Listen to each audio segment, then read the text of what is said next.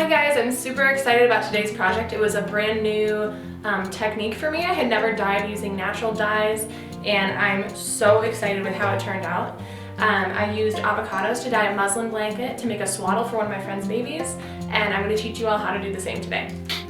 So I'm going to start with my muslin baby blanket that I bought on Amazon, and I'm just going to take soy milk and a paintbrush and I'm going to paint my pattern on, and then once I'm done I'm going to let it dry for 1 to 3 weeks and then I will dye it after that. So I got a pot that's big enough to fit my entire piece of fabric in, and then I'm just going to add enough water to make sure that the entire piece of fabric will be covered in the water once it's turned into a dye.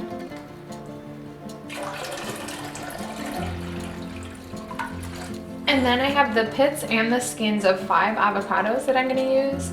And you just want to wash off all the flesh from these before you put them in your pan, but you're just going to add them to your water. And you can rip the skin up a little bit if you want beforehand.